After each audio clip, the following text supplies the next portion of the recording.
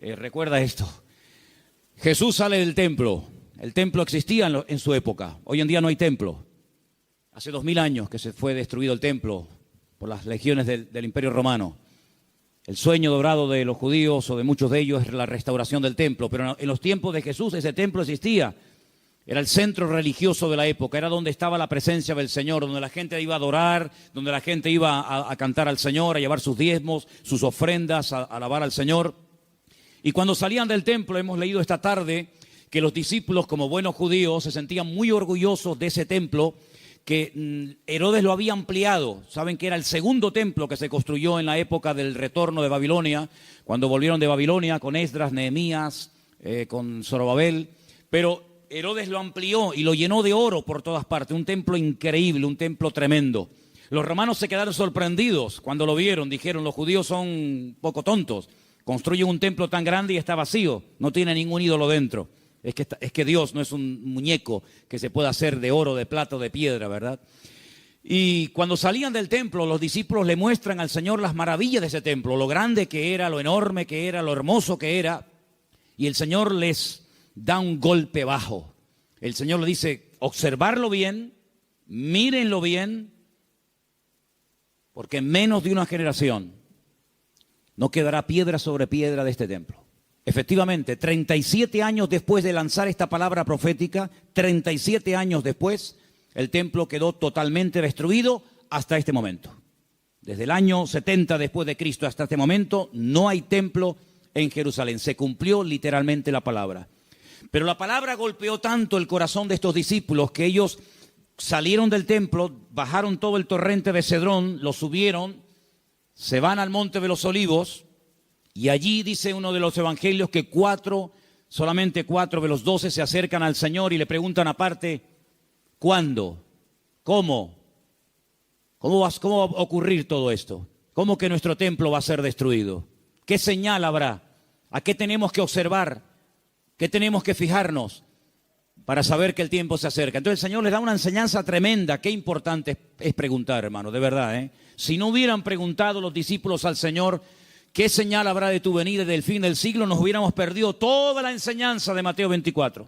Por eso repito, qué importante es preguntar. Pero cuidado, no preguntar a cualquiera.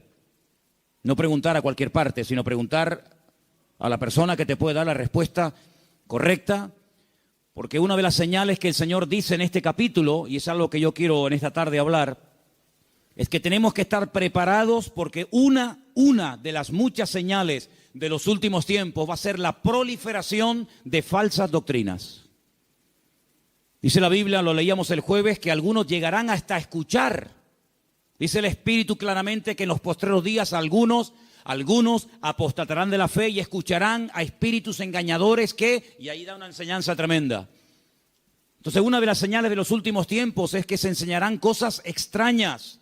Por eso yo vengo ya semanas hablando y quiero volver otra vez a repetir, no porque no tenga otras cosas que decir, sino porque considero que hay que repetir las cosas que se enseñan y más cuando son de vital importancia. Y es que tenemos que orar y tenemos que estudiar la palabra para que tengamos una fe sana. Una fe sana, término que por cierto aparece en Tito capítulo 2, donde el apóstol Pablo dice, oye, tenemos que tener una sana doctrina, pero también tenemos que tener una fe sana. Cuidado, que hay gente que tiene una fe muy rara, ¿eh? Hay cristianos que cuando los oyes hablar, dice, sí, tiene fe, pero es una fe un tanto rara, un tanto extraña, una fe mística. Yo puse unos ejemplos unas semanas atrás, no sé cuántos de ustedes lo recordarán, cuando algunos discípulos dijeron al Señor, Señor, no nos quisieron recibir, no nos han dado la bienvenida, ¿tú quieres que oremos para que caiga fuego del cielo y lo destruya? El Señor dice, alto, ¿qué estáis diciendo? ¿Estáis locos? Tenían fe, pero cuidado, la fe no es para destruir, la fe no es para hacer daño, la fe no es para orar para que caiga fuego del cielo. Dice, ustedes no saben bajo qué espíritu, bajo qué influencia espiritual están ustedes hablando. Que no.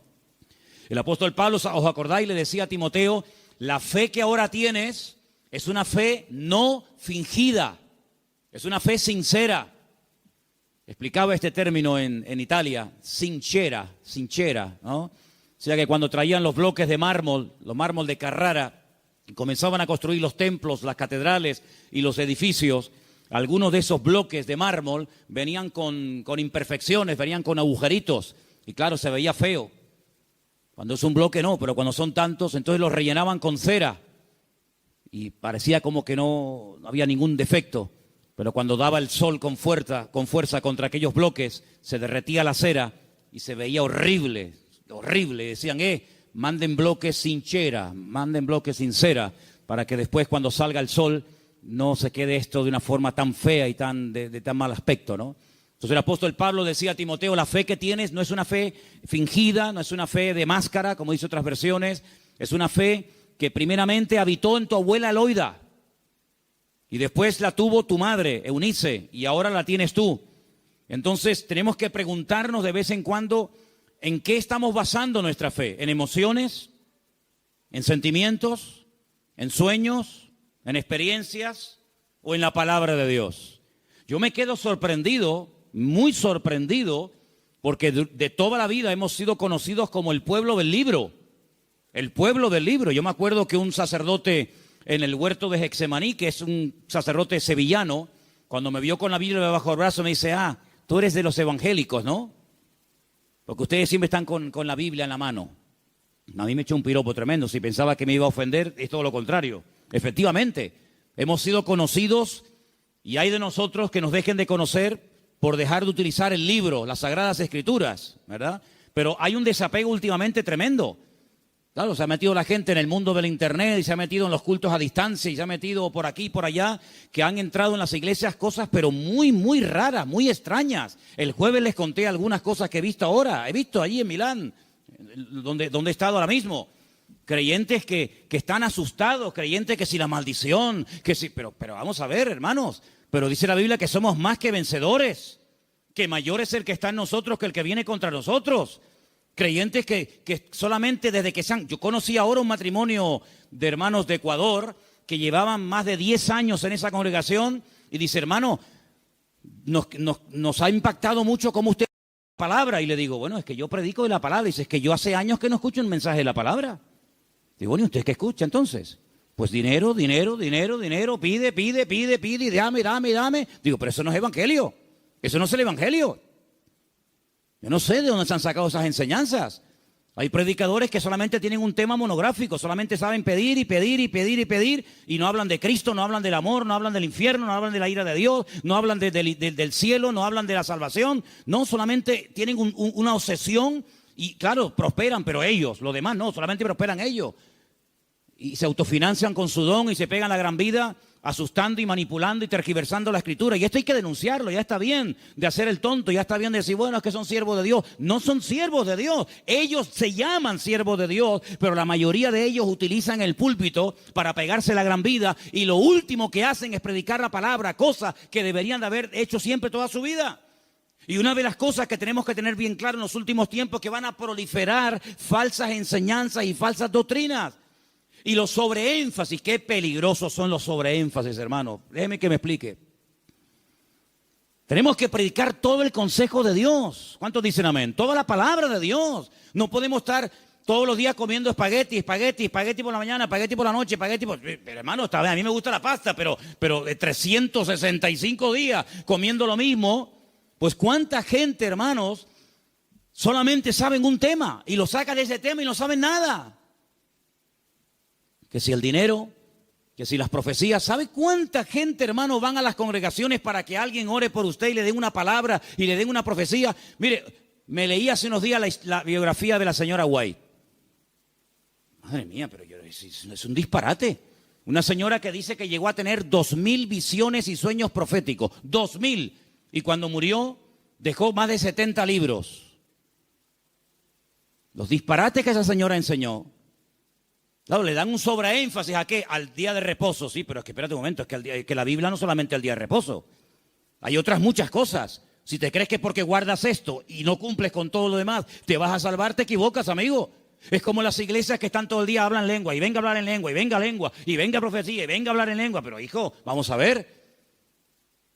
El apóstol Pablo decía, y si alguien entra en una iglesia y ve a todo el mundo hablando en lengua, ¿qué van a decir? A ver, dígalo usted. ¿Usted qué diría? ¿Que están locos? ¿Pero cuántas iglesias son así? ¿Cuántas iglesias son así que parecen locos? Yo fui hace muchos años a una congregación en Las Palmas y bueno, yo estaba predicando y en medio de la predicación se levantaba la gente, se caían ahí al suelo y empezaban a gritar y a revolcarse y yo decía, ¿qué le pasa a esta gente? Entonces yo miré al pastor que estaba allí y le digo, ¿qué le pasa? Dice, no, es el poder de Dios. Digo, ¿cómo es el poder de Dios? Pues si está haciendo el perro. Estaba haciendo el perro. Y el otro en la esquina poniendo un huevo. Digo, ¿pero qué poder de Dios? La Biblia dice en Romanos 12 que el Señor es nuestro culto racional. Por favor, que parece, damos una imagen, nosotros no, gracias a Dios, pero ¿cuántas iglesias dan una imagen al mundo de que son locos? Y ya está bien, hermano, de callarnos. Y ya está bien de decir, bueno, son así. No, no, no. Son barbaridades que avergüenzan al evangelio. Y tenemos que denunciarlo porque el que sabe hacer lo bueno y no lo hace es copartícipe con eso. No les contaba el jueves que acabo de conocer ahora a un pastor en Milán que se tira en la plataforma cuando llega el momento de la ofrenda y le dice a la gente que lo tienen que tapar con dinero. ¿Cómo? Sí. Él dice, no, mira, aquí todavía se me ve algo de tela, tienen que tapármelo. Increíble.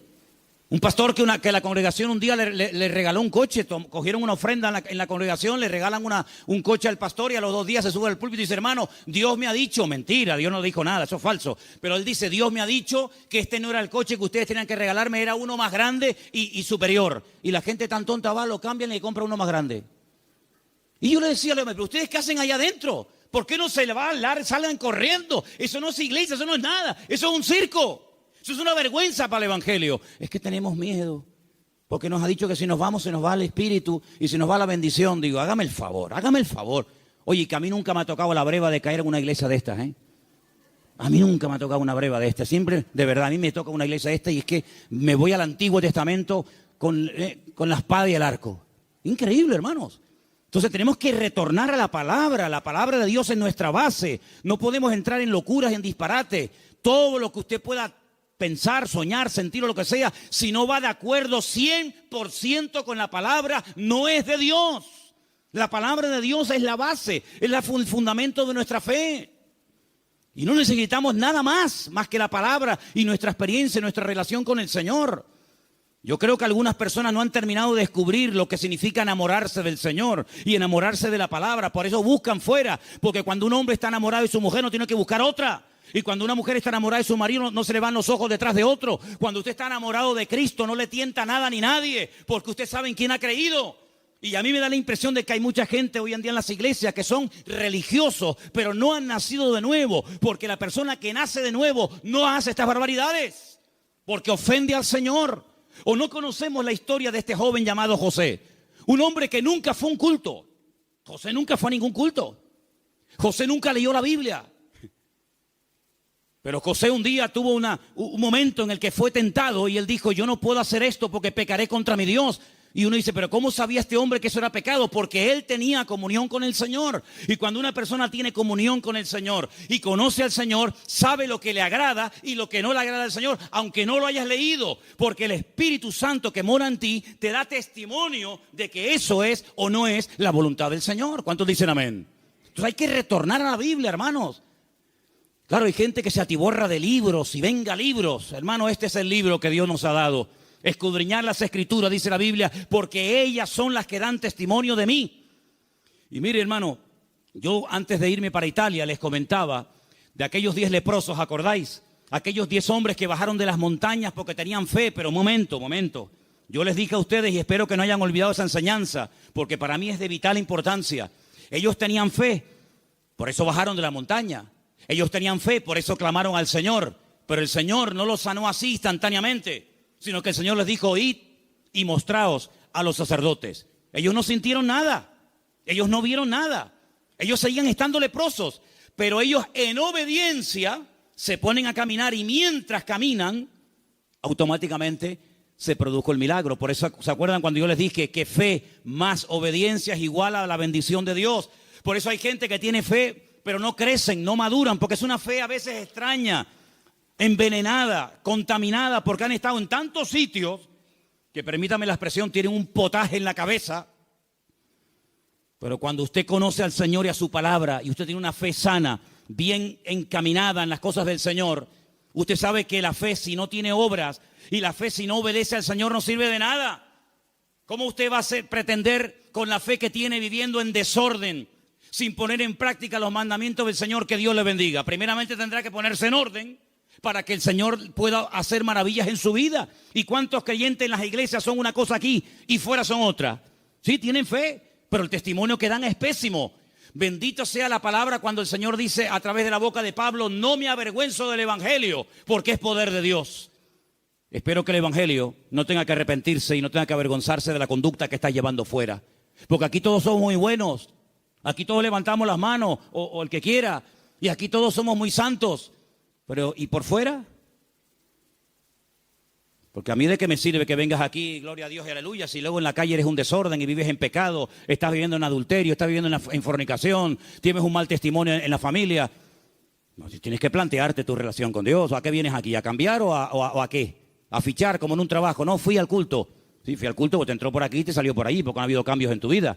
Esta es una iglesia donde queremos que la gente venga, gloria a Dios, sí, pero que vengan a cambiar. Y que sepan que aquí no vamos a estar con tontería ni con experiencias extrasensoriales, sino que aquí te vamos a llevar a la palabra. Y la palabra te va a hablar y el Espíritu va a hablar a tu corazón. Y en cuanto veamos cosas extrañas que no son de Dios, pues te las tendremos que decir. Y claro, algunos esta cosa no lo entienden y dicen: no, es que aquí no hay amor.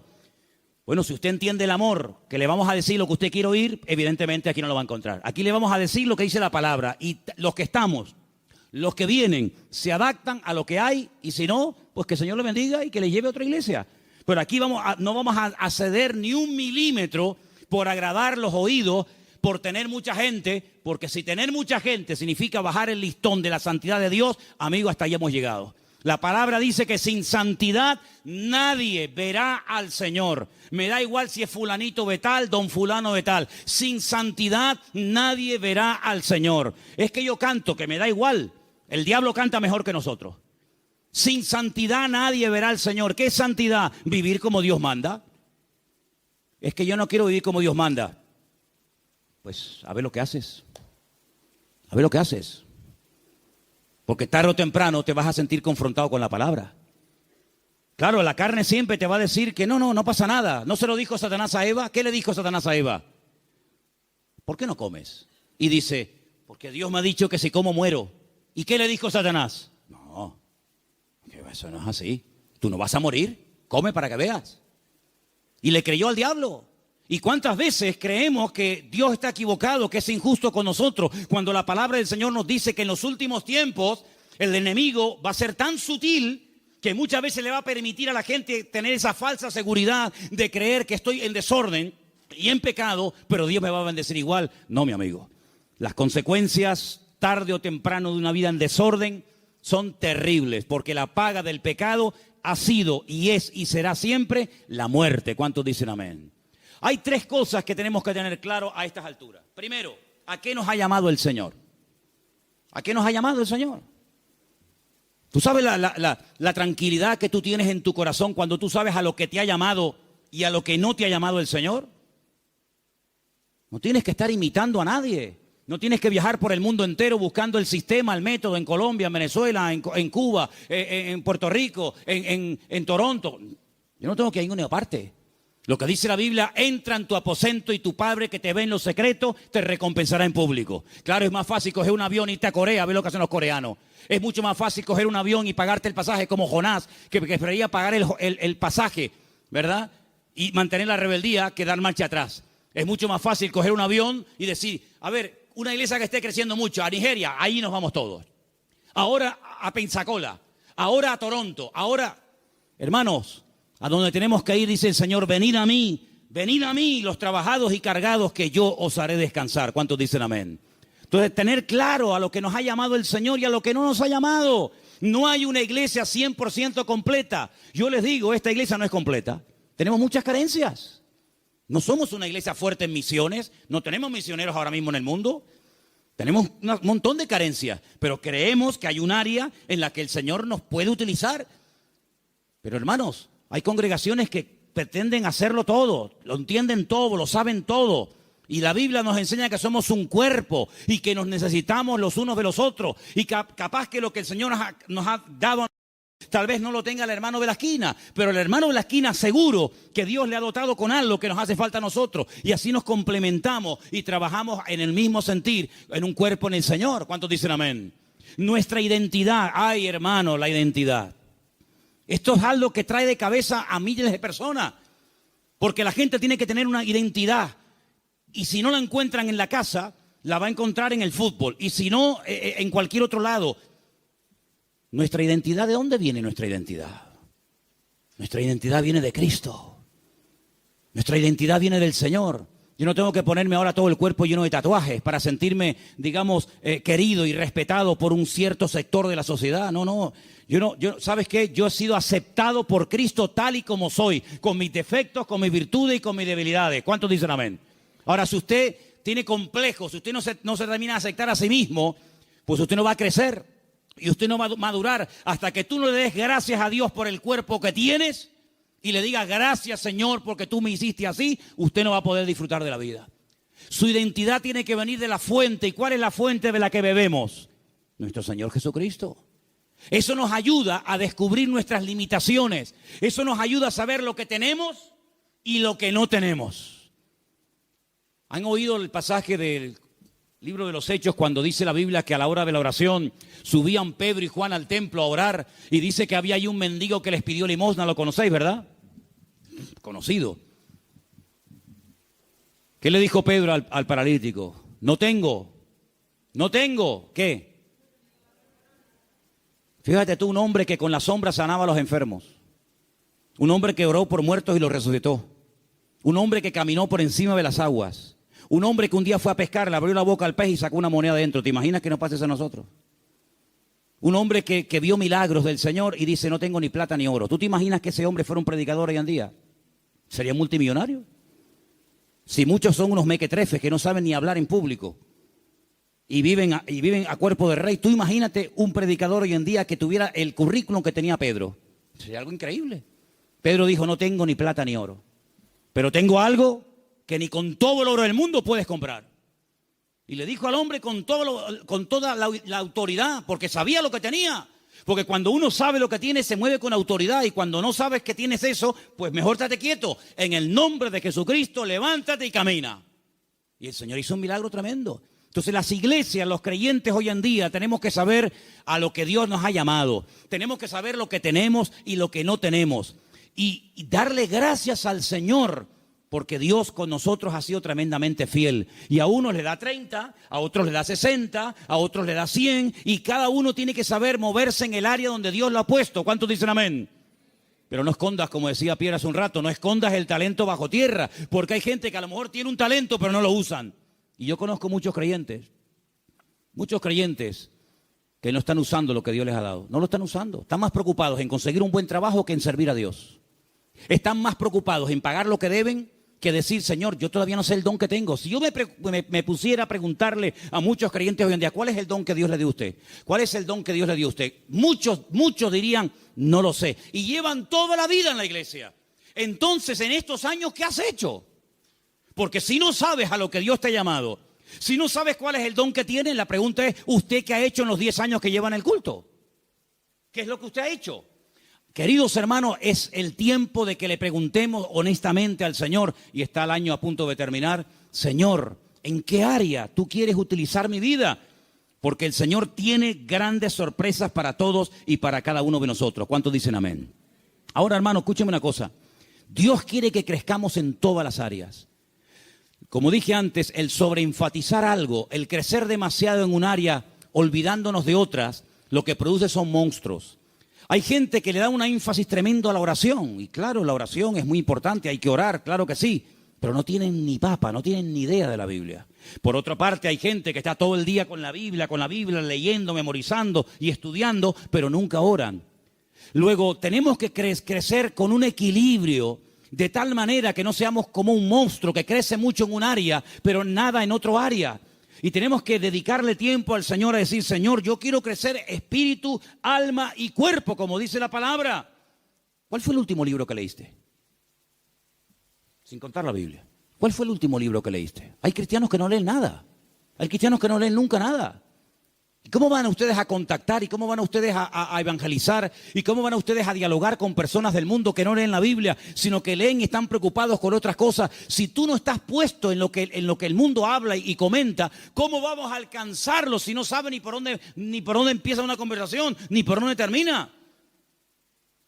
Hay gente que no trabaja, ni estudia, ni hacen nada. Y son las víctimas y son las personas más propensas a caer en desánimo, en depresión y en pecado. Una vez leí un refrán, no es bíblico, pero decía algo así como: Satanás busca a una persona desocupada para darle una ocupación. Grandes hombres de Dios a lo largo de la historia no cayeron en el campo de batalla mientras servían al Señor. Grandes personajes de la historia no cayeron cuando estaban activos sirviendo al Señor, sino en tiempos de ociosidad, cuando se aburrían, cuando no tenían otra cosa que hacer, porque para pecar hace falta tener tiempo. Por lo tanto, no desperdicien el tiempo, hermano. Pídanle al Señor: Señor, ayúdame a utilizar el tiempo. Si tienes tiempo libre, ponte a orar, congrégate, busca un libro, un buen libro para estudiar, para servir al Señor, para prepararte, pero no estés todo el santo día sin hacer nada, porque eso tarde o temprano se va a volver en tu contra y te va a crear grandes problemas. Quiero también comentar algo que para mí es de vital importancia. Hay gente que por la timidez, por el temor, por el miedo al qué dirán, no terminan nunca de dar el paso. Y déjame que te diga que hay una mujer en la Biblia que tenía un tesoro increíble. Lo quería consagrar, lo quería entregar al Señor, pero no fue de utilidad su tesoro, no fue de bendición lo que ella tenía, hasta que rompió el vaso de alabastro y ungió con ese perfume al Señor, y dice que toda la casa se llenó del olor del perfume. ¿Cuánto tiempo hace que no caes quebrantado en la presencia del Señor? Hay gente que tiene los ojos muy secos, hace tiempo que no lloran, que no se quebrantan en la presencia del Señor. Viven secos como palos, como aquel valle de huesos secos, que dice que eran muchos, pero estaban secos. Estaban secos, no había vida, no había espíritu en ellos. Y le dice el Señor a través del profeta Ezequiel: profetízale a los huesos, háblales a los huesos. Dice que cuando entró el Espíritu de Dios en ellos, se convirtieron en un gran ejército. No seas un hueso seco en un culto, no seas un hueso seco, escucha que te escucha, pero nunca compartes la bendición, nunca abres tu corazón a otras personas que están igual o peor que tú en un momento determinado. Pídele al Señor antes de que finalice el año, que está ya como quien dice a la vuelta de la esquina, poder ganar almas a los pies de Cristo. ¿Cuál fue la última persona que ganaste para Cristo? Yo estoy seguro, no lo voy a preguntar, porque no quiero que te sientas mal. Bueno, sí quiero que te sientas mal. Sí. No, que si no sería falso. Sí quiero que te sientas mal. ¿Cuántas almas has ganado para el Señor en este año? ¿10? ¿5? ¿1? No has ganado a nadie este año. Si yo no gano ni un alma para Cristo en un año, yo me muero. Le diría al Señor: Señor, llévame contigo. Ya mi ministerio se secó, ya se secó. ¿Sabe lo que pasar 365 días, viajar, comprar, ir de vacaciones, disfrutar de la vida, de lo que tienes, trabajar, estudiar y no ganar ni un alma para Cristo? Eso se llama esterilidad, amigo. ¿Y cuántos creyentes son estériles? ¿Cuántos creyentes son estériles? No han tenido el privilegio de llevar ni a uno en 365 días a los pies de Cristo. ¿Cuántas Biblias has repartido este año? ¿50? ¿25? ¿10? ¿Ninguna? ¿Cuántos folletos has repartido este año para invitar a alguien a un culto? Hablarle del Señor. Esa es nuestra realidad. Esa es la realidad del pueblo de Dios. Por eso cuando me dicen: hermano, ¿por qué hoy en día no hay tantos milagros como hace 2000 años? Que es normal. Porque el nivel de consagración y de compromiso del creyente del siglo XXI no tiene nada que ver con el creyente de los primeros siglos de la era cristiana. Aquella gente vivía para y por Cristo. Estaban obsesionados con el Señor. Hoy en día es muy, muy, muy difícil encontrar a uno en una iglesia que tenga las ideas claras, que dedique tiempo a la semana, 1 hora a la semana, un par de horas a la semana, para decir, ahora no voy a trabajar, no voy a ni móviles, ni internet, ni nada, sino voy a salir a la calle a ver si el Señor me pone a alguien en el camino, voy a evangelizar a un chico en el parque, a una señora que esté por ahí caminando. Es muy difícil encontrar a jóvenes, incluso hoy en día, obsesionados por Cristo. Yo le decía hace poco a un pastor, en mi época, cuando yo me convertí al Señor, todos los jóvenes en mi iglesia solamente queríamos una cosa, ir a la escuela bíblica, prepararnos y servir al Señor. Esa era la obsesión. Llegamos a ser hasta criticados. Algunos de la congregación decían, pero ¿ahora qué pasa? ¿Que todo el mundo se quiere ir al seminario y prepararse para servir al Señor? Hasta recibimos crítica en aquellos tiempos. Y en aquellos años surgieron un montón de pastores que hasta el día de hoy, son los que están. Pero pastores que ya tenemos 50 y pico años largos, porque te hablo hace ya 30 y tantos años atrás. Bueno, pues 35 años han pasado desde que yo estoy sirviendo al Señor y yo no he visto que ese deseo de servir al Señor a tiempo completo, como misionero, como pastor, como evangelista, como lo que sea, se ha ido diluyendo, se ha ido perdiendo.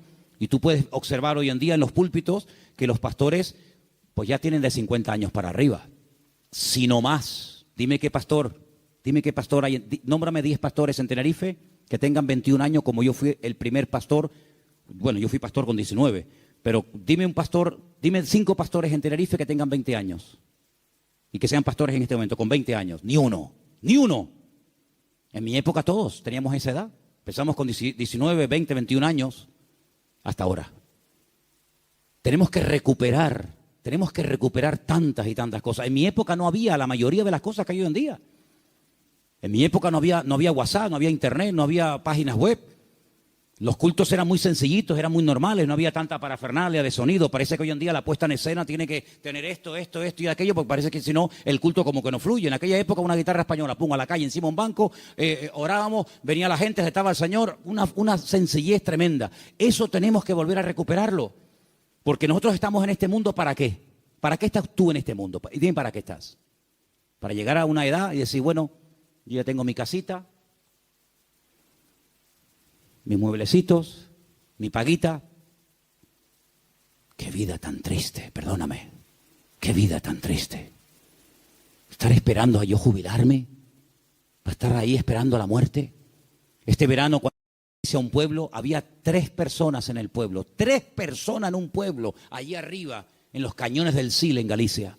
Cuando llegué, hablé con esos 3 viejitos y le digo, ¿qué tal? ¿Cómo están? Los 3 al momento me dijeron, aquí estamos esperando la muerte. Digo, ostras. Yo déjame dar un paso atrás, no sea que me pase a mí algo también. Dice, los jóvenes se han ido todos. Los jóvenes del pueblo se fueron. Y aquí estamos esperando a la muerte. Digo, madre mía, pero qué futuro de vida. Que le puede venir dentro de 6 meses, dentro de un año, dentro de yo qué sé cuánto. ¿Y tú qué estás esperando? Si tú pudieras hoy tocar un botón y apretando ese botón consiguieras lo que tú tanto quieres tener en la vida, ¿qué sería lo que tú más anhelas tener? ¿Pasa ese botón por agradar y honrar al Señor? Yo quiero que en esta noche nos hagamos estas preguntas, hermanos. ¿Qué estamos haciendo con nuestras vidas? ¿Qué estamos haciendo con nuestra vida? ¿Sabes? Hace unos días pensaba lo mismo que llevo años pensando. Se nos ha ido otra vez el año. Hoy es 20, ¿no? 20 de noviembre. Pero sí que parece que el otro día estábamos en el retiro con el pastor Antonio en el Puerto de la Cruz. Y yo me acuerdo que el otro día tuvimos el retiro donde hablábamos de Amalek. ¿Se acuerdan? ¿Cómo puedes pasar tanto tiempo? Y el campamento de jóvenes ya pasó. Y las vacaciones de verano se fueron. Otro invierno más. Y ahora, este mes, así, volando, llega diciembre y otro año más. Hermanos, algo tiene que cambiar en nuestras vidas. Te tienes que replantear tu tiempo, tu vida, tu juventud, tu matrimonio, tu familia de una forma diferente. Tú no puedes ser un parásito en una iglesia. Tú no puedes ser una persona ahí sentada 1 año, 2 años, 4 años, 5 años, 10 años, 30 años. Uy, se murió el hermano. Señor, toma, te lo mandamos. Otro para arriba. No, hermano. Sea una oveja productiva. Involúcrese en las cosas del Señor. Tenga ilusión por las cosas del Señor. Y yo creo que si nosotros verdaderamente buscamos al Señor de todo corazón, Hay tantas cosas que podemos hacer todavía para el Señor. Yo, hermano, yo tengo más ganas de servir al Señor que nunca. Pero yo no quiero que esta iglesia sea un freno para mi vida. Yo no quiero que esta iglesia se convierta en un tapón para mí, ¿eh? Yo tengo mucho más visión que estar aquí, ¿eh? Y yo estoy plenamente convencido de que el mundo, no Tenerife, el mundo nos está esperando. Y el Señor tiene gente aquí que puede utilizar de una forma tremenda. Pero somos nosotros los que tenemos que decir, Señor, cuenta conmigo. Porque quiero terminar diciendo algo. La noche que el Señor Jesucristo sabía que iba a ser entregado, dijo algo tremendo. Dijo, Padre, pasa de mí esta copa. Mas no se haga mi voluntad, sino la tuya. ¿Y saben cuál era la voluntad del Padre en ese momento? Que lo mataran. Es increíble. El año que viene va a ser un año muy interesante, ¿eh? Créanme, ¿eh? Va a ser un año tan interesante. Porque ya empezaron los dolores de parto, pero los dolores de parto no duran siempre.